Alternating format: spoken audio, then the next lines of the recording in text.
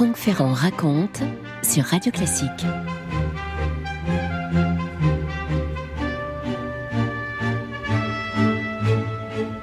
Nous sommes à Rome au milieu du IIe siècle avant Jésus-Christ, exactement en 152 avant notre ère. Un navire est là qui accoste dans le grand port antique, le port d'Ostie, le port de Rome. Il arrive, ce navire, de l'autre côté de la Méditerranée. C'est toute une délégation de magistrats romains qui arrive de Carthage. Et parmi eux, un vieil homme, il a 83 ans, il est sénateur et le voilà déjà en train de descendre la passerelle. Il a le regard dur, le visage fermé, une démarche assez résolue. C'est Marcus Porcius Caton, Cato en latin, celui que l'histoire retiendra sous le nom de Caton. Et pour le distinguer d'un autre Caton, on l'appelle Caton l'Ancien. Il est bouleversé de ce qu'il a vu, Caton.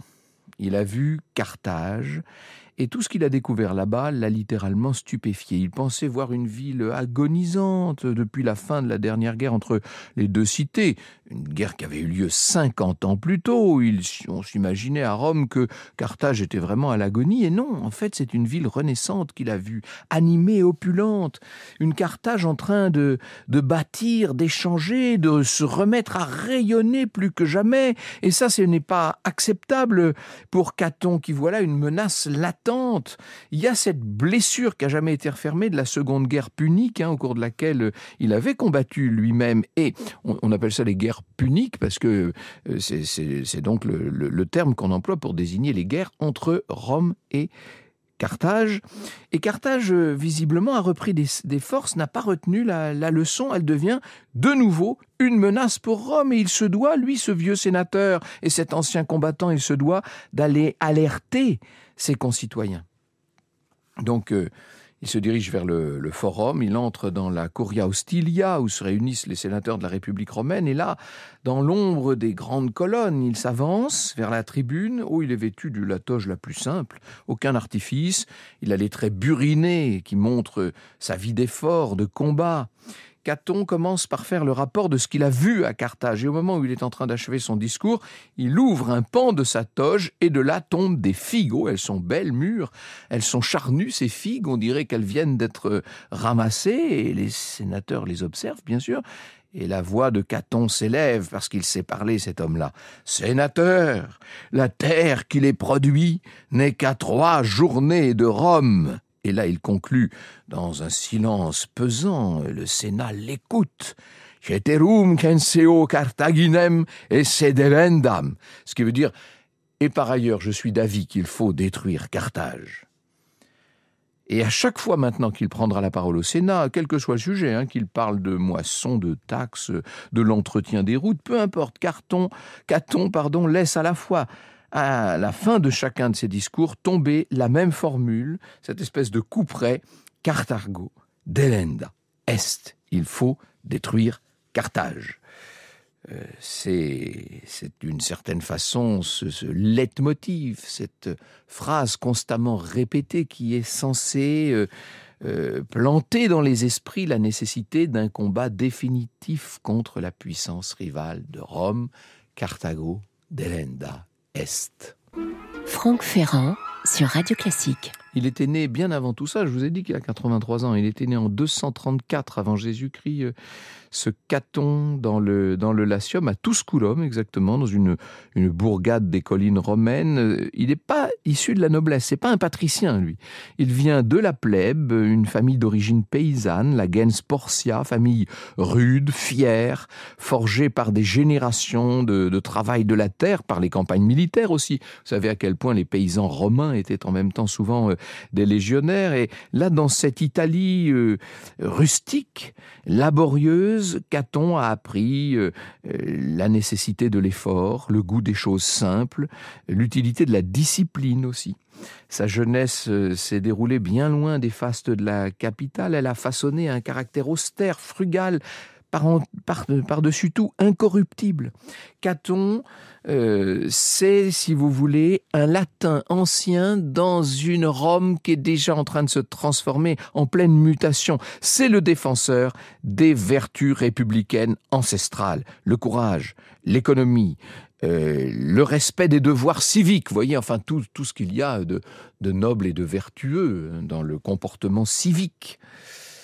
La guerre l'a appelé tôt au combat, ce jeune homme. Il avait à peine 20 ans quand il est allé combattre Hannibal dans la seconde guerre contre les Carthaginois. C'est là qu'il s'est forgé la réputation d'un soldat discipliné, courageux, intransigeant. Mais c'est par la parole qu'il a réussi d'entrée de jeu à s'imposer. Il est un orateur, ça c'est incontestable. Et dans les diverses campagnes militaires, il a su parler. Alors, à chaque fois, entre-temps, il rentre chez lui, dans sa ferme, dans cette vie d'austérité. Ses voisins l'apprécient pour ce mode de vie, justement. Il est souvent choisi pour arbitrer les différends entre les paysans locaux, pour les représenter devant l'État, parce qu'il a cette éloquence, justement, cette éloquence percutante qui étonne même. Il n'est pas de ces orateurs raffinés qui citent Homère ou les sophistes grecs. Non. Caton parle sec, dru, dans un latin d'une pureté assez extraordinaire. Et il frappe les esprits comme d'autres frappent les corps, d'une certaine manière. C'est ça son arme à lui. C'est une parole forte. Et c'est une ascension d'autant plus rapide, comme aucun membre de sa famille n'avait jamais exercé de magistrature romaine, il est homo novus, c'est-à-dire un citoyen dont aucun aïeul n'a occupé quelque charge publique que ce soit et qui se met pour la première fois à occuper une telle charge alors qu'il n'est pas issu lui-même de la bonne société. Et il va franchir les échelons néanmoins, un à un, Caton, tous les échelons de ce qu'on appelle le cursus honorum, n'est-ce pas ? Toute cette série de magistratures qui mène aux plus hautes charges de l'État. Questeur, édile, prêteur, consul. En 184, avant Jésus-Christ toujours bien sûr, il atteint la censure, qui est le poste le plus redouté de tous, parce que ça permet de juger la conduite morale des autres citoyens. Et en bon censeur, Caton se montre fidèle à lui-même, c'est-à-dire il est intraitable, il va chasser des magistratures les gens qu'il estime corrompus, il réduit les dépenses publiques, il condamne le luxe et les excès. Bref, il est de ceux qui craignent beaucoup plus la décadence intérieure que les menaces extérieures, et dans le relâchement des mœurs romaines qui devient très important dans le milieu de ce IIe siècle, dans la passion croissante pour les arts grecs, il voit, lui, la racine d'un péril plus grand que celui des armées ennemies. Caton, si vous voulez, dans une Rome qui est en train de devenir élégante et qui s'hellénise à vitesse extrême, il est, lui, le partisan de la fermeté, de l'économie contre la démesure. Il écrit le premier traité d'agriculture en latin, c'est un vrai manuel de vertu rurale. Il refuse de parler grec, même s'il le comprend très bien, bien sûr. Toute sa vie, il va rester ce qu'il a toujours été, un paysan devenu soldat, un soldat devenu magistrat, un magistrat devenu modèle civique. Un homme qui croit dans une Rome forte parce qu'elle est simple, parce qu'elle est juste. En tout cas, si elle est invincible jusqu'alors, Rome, c'est parce qu'elle est juste. Il en est convaincu. Et c'est pour ça peut-être qu'au fond de lui, il a cette détestation de Carthage derrière cette grande cité brillante, riche, orientale. Il perçoit le reflet de ce que peut-être Rome pourrait devenir un jour, de ce que Rome pourrait devenir si elle cessait d'être ce qu'elle a toujours été. Vous écoutez Radio Classique. Il suffit d'ouvrir une carte pour comprendre le problème géostratégique. Vous avez Rome au nord, Carthage au sud. C'est assez simple. Carthage se trouve sur la côte nord de l'Afrique, pas très loin de l'actuelle Tunis. Les sites puniques et Carthage. Carthage existe toujours, d'ailleurs, en Tunisie. Fondé par les Phéniciens, bien sûr, par des Phéniciens qui arrivaient des échelles du Levant, de Tyr. Tout ça aurait eu lieu, selon la tradition, en 814 avant Jésus-Christ. C'est la fondation de Carthage par des Phéniciens venus de Tyr. Et la ville a toujours été une cité maritime, bien sûr. C'est une thalassocratie, une puissance maritime fondée sur le commerce, les échanges, la navigation, une espèce de grand melting pot, si vous voulez, alors que Rome s'est construite dans la poussière des chemins italiens par la force des armes. C'est une puissance terrienne contre une puissance maritime, à l'origine en tout cas. Et Carthage a grandi à l'ombre des mâts et au rythme du commerce maritime. Très différent tout ça. Quelque chose de très oriental évidemment dans Carthage, ne serait-ce que par ses origines même. Et avec le déclin de la cité-mère, c'est-à-dire Tyr là-bas, au Levant, Carthage prend le relais évidemment et va devenir en quelque sorte la clé de l'empire commercial phénicien, ce qu'on appelle donc l'empire punique. Carthage devient une puissance dominante dans la Méditerranée occidentale du IVe siècle, très prospère, stratégiquement positionnée entre Orient et Occident, extrêmement cosmopolite, avec des marchands qui sillonnent la Méditerranée, un territoire qui s'étend des Baléares à la Sicile, à la Sardaigne, au sud de l'Espagne, vous voyez un petit peu. Alors que les Romains, eux, sont encore à cette époque-là en train de batailler contre les tribus voisines du Latium pour étendre leur principauté, en tout cas leur république, qui d'ailleurs encore à l'époque est une royauté. Carthage n'a pas de roi ni d'empereur, c'est les marchands qui gouvernent à Carthage.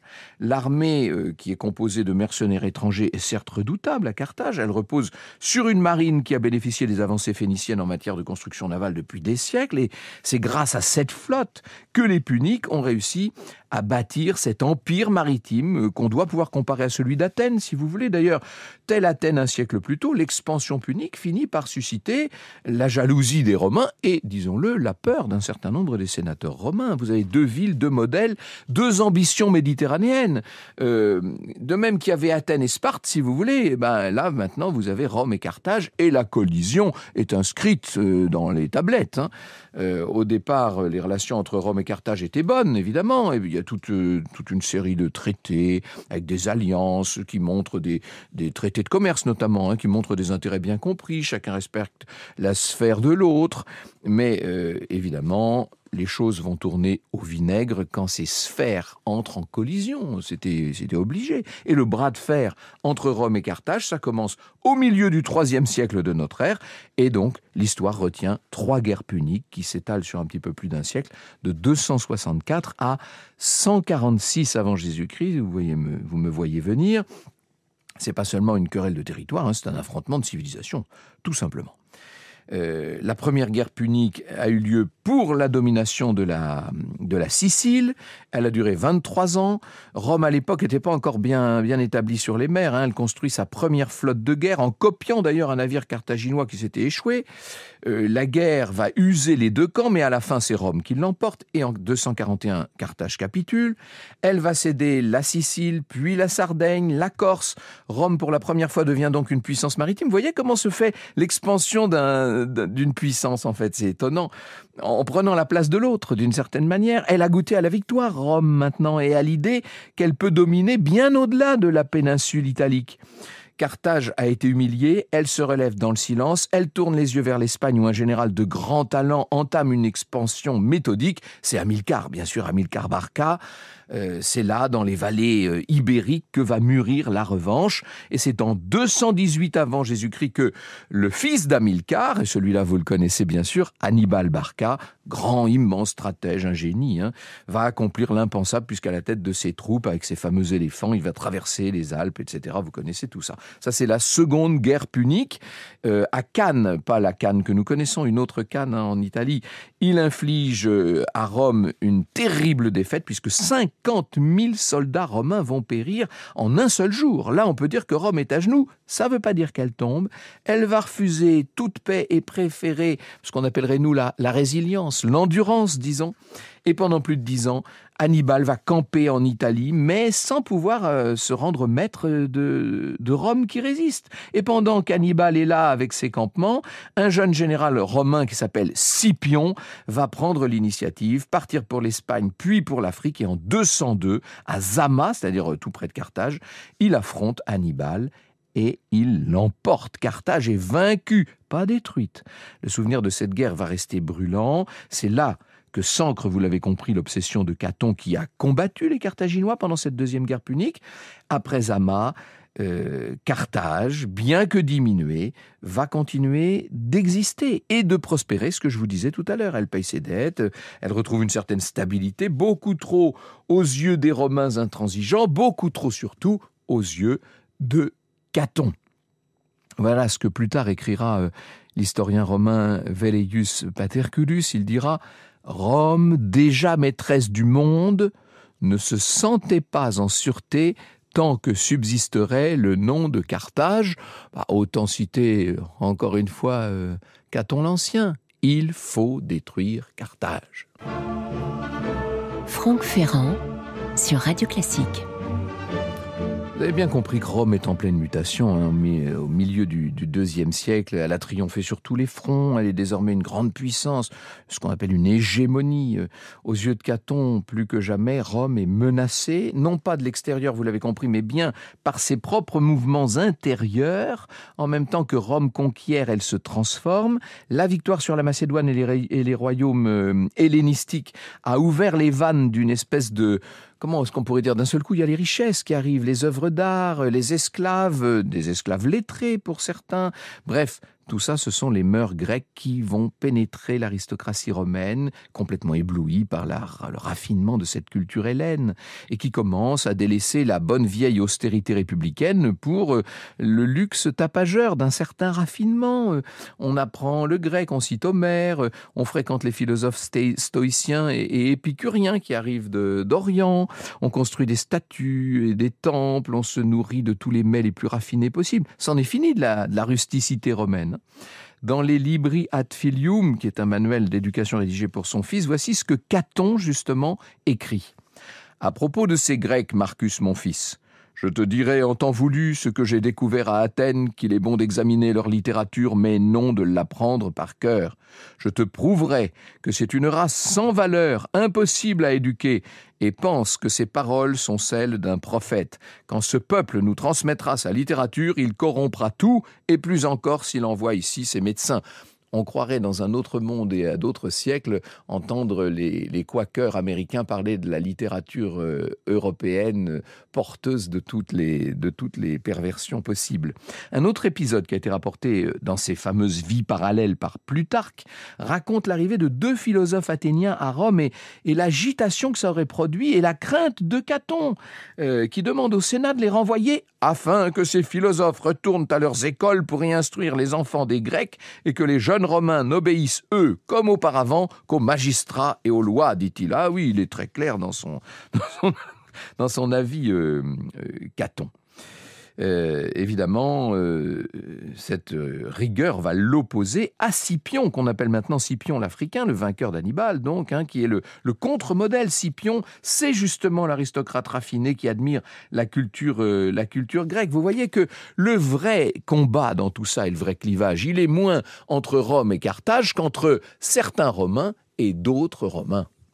Franck Ferrand sur Radio Classique. Et comme Isocrate, qui toute sa vie va appeler à l'union des Grecs pour lutter contre les Perses, ce qui a été accompli 2 ans après sa mort par Alexandre le Grand, vous le savez, eh bien, Caton l'Ancien, ne verra pas tout ce qu'il a appelé de ses vœux, et pendant si longtemps, et avec tant de constance, puisqu'il meurt en 149, il avait 85 ans.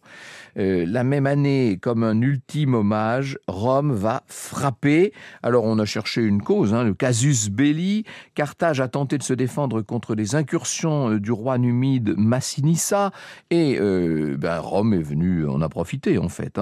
La riposte a été organisée sans l'accord de Rome, donc on a violé le traité de paix, et le Sénat romain déclare que ce sera la guerre, 3e guerre punique, donc brève, brutale. La Carthage est encerclée, abandonnée par ses alliés.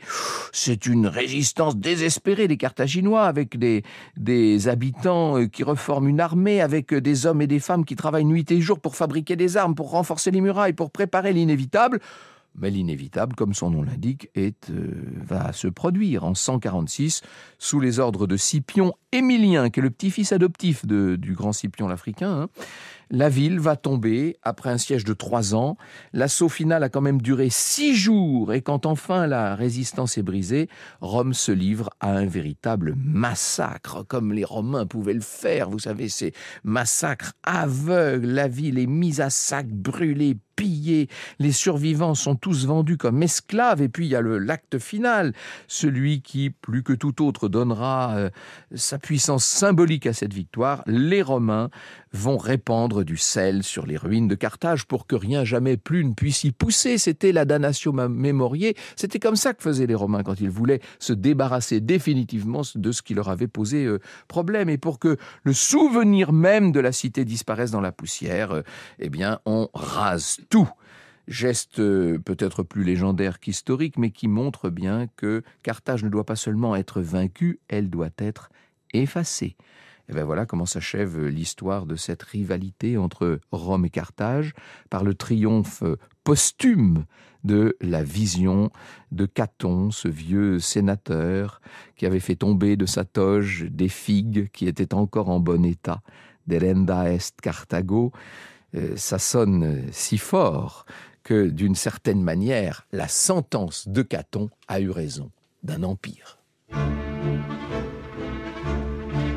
Vous écoutez Radio Classique.